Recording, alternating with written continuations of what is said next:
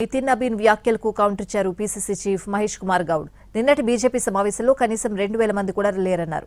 అలాంటి బీజేపీ నేతలు రాష్ట్రంలో అధికారంలోకి ఎలా వస్తారని ప్రశ్నించారు ఆయన.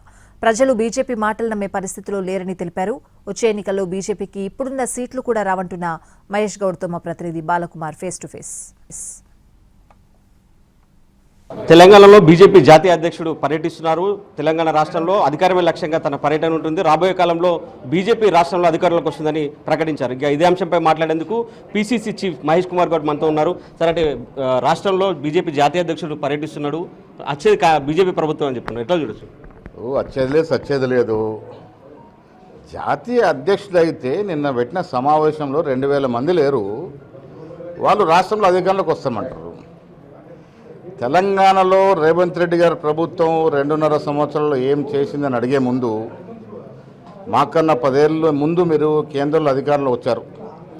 మీరు ఇచ్చిన మాటలు ఏమైనా ఒకసారి జవాబు చెప్పాల్సిందని నేను మిత్రులు రామచంద్ర అడుగుతా ఉన్నా. 2 కోట్ల ఉద్యోగులు ఇస్తానే మాట మీద మీరు ఏం జవాబు చెప్తారు? 2 కోట్ల ఉద్యోగాలు దేవుడెరుగు, ఉన్న ఉద్యోగాలు బిక్కేశారు. మీరు ఉన్న ప్రభుత్వ రంగ సంస్థలు మూసేశారు. ఈ దేశంలో సంపన్న వర్గాలకి తప్ప బీదవాడి గురించి ఆలోచించిన పాపాన పోలే మీరు. ఇలా ఈ దేశంలో డీజిల్ పెట్రోల్ ధరలు ఏ రకంగా పెరిగినాయి, నిత్యావసర సరుకుల ధరలు ఏ రకంగా పెరిగినాయి, వీటన్నిటికీ జవాబు చెప్పాల్సిన బాధ్యత బీజేపీకి ఉంది. కేవలం సంపన్న వర్గాలు ఆర్భాటము, ప్రచారము, మోడీ గారు రోజుకు 4 డ్రెస్సులు మార్చారని, విమానంలో తిరిగారని ఆ ఆర్భాటం తప్ప సామాన్యుడికి కింది లెవెల్ ఒరిగిందేమీ లేదు. తెలంగాణ రాష్ట్ర ప్రజలు విఘ్నులు. ఇలా కాంగ్రెస్ పార్టీ ఇస్తున్న సంక్షేమం, సన్నబియ్యం కావచ్చు, ఇందిరా మిల్లు కావచ్చు, ఉచితంగా 200 యూనిట్ల వరకు కరెంటు కావచ్చు, ఏకకాలం 23,000 అప్పులు రైతులకు మాఫీ కావచ్చు, రైతు భరోసా కావచ్చు, ఉచితంగా మహిళలకు బస్సు కావచ్చు, ప్రజల గుండెల్లో హస్తం గుర్తు నాటుకపోయింది. బీజేపీ కాదు కదా, వారి తాత ముత్తాతలు వచ్చిన తెలంగాణ రాష్ట్రంలో కాంగ్రెస్ పార్టీ అధికారంలోకి వస్తుంది. ఈ గెలిచిన 8 పార్లమెంట్లు 8 శాసనసభ్యుల్లో చారాన కూడా గెలవరు నెక్స్ట్ ఎలక్షన్లో. అంటే బీజేపీ చీఫ్ ఒక లేఖ రాసిన ముఖ్యమంత్రికి రాష్ట్రం దివాలా తీసింది కాంగ్రెస్ హయాంలో అనేది ప్రధానంగా విమర్శలు చేస్తున్నారు. ఎట్లా? మీరు టీఆర్ఎస్ కలిసి రాష్ట్రం దివాలా తీశారు. 10 ఏళ్ళు మీరు కలిసి సంసారం చేసినారు.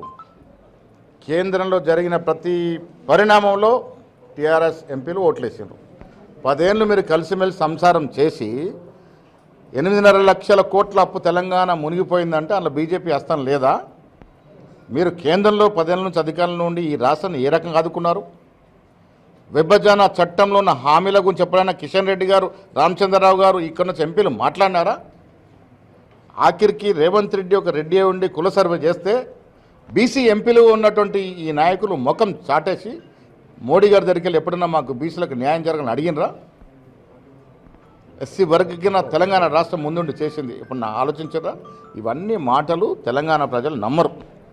తెలంగాణ రాష్ట్రంలో రాజకీయ ముఖ చిత్రంలో కాంగ్రెస్ పార్టీకి తప్ప వేరొక పార్టీకి ఇక్కడ అవకాశం లేదు, స్థానము లేదు. రాష్ట్రంలో మళ్ళీ కాంగ్రెస్ పార్టీ అధికారంలోకి వస్తుంది, బీజేపీకి అవకాశం లేదనేది మహేష్ గౌడ్ చెప్తున్నారు. కెమెరామెన్ రవిచరణ్తో బాలకుమార్, ఎన్టీవీ, నిజామాబాద్.